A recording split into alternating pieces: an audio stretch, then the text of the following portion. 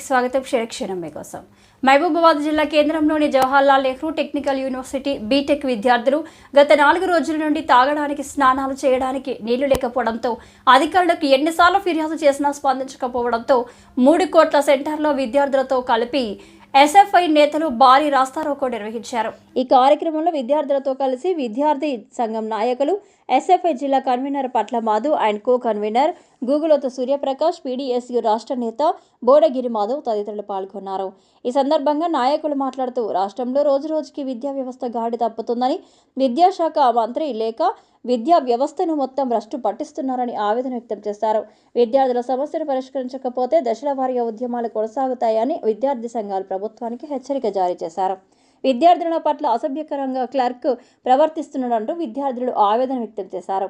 తక్షణమే లేడీ వార్డును నియమించాలని డిమాండ్ చేశారు. కనీస మౌలిక సౌకర్యాలు లేకపోతే విద్యార్థులు ఏ విధంగా చదువుకుంటారని, ఎమ్మెల్యే క్యాంప్ ఆఫీస్కు కూతవేటు దూరంలో ఉన్న కాలేజ్ను పట్టించుకోకపోవడం హేయమైన చర్య అన్నారు.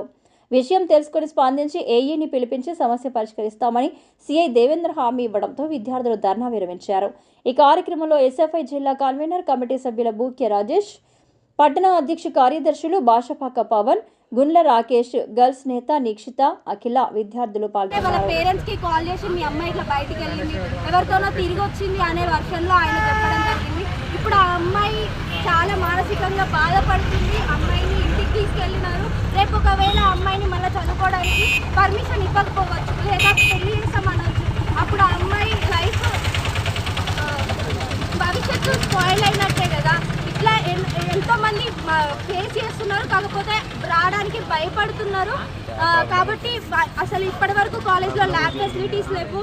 అట్ ద సేమ్ టైం చాలా ప్రాబ్లమ్స్ ఫేస్ చేస్తున్నారు, కాకపోతే చెప్పడానికి భయపడుతున్నారు. ఇవాళ ఎస్ఎఫ్ఐ వచ్చింది కాబట్టి అందరూ బయటకు వచ్చి చెప్పడానికి అవకాశం ఉంది. ఒకవేళ ఎస్ఎఫ్ఐ రాలేదు, ఏ విద్యార్థి సంఘాలు రాకపోతే దీనికి పరిష్కారం ఎవరు చూపిస్తారు? అధికారంలో ఉన్న వాళ్ళు స్పందించడం లేదు.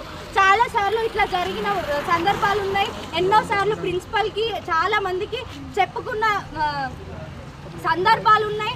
కాకపోతే ఇప్పటి వరకు ఎలాంటి యాక్షన్ తీసుకోలేదు. ఇప్పటికి కూడా యాక్షన్ తీసుకోకపోతే గనక ఎస్ఎఫ్ఐ చాలా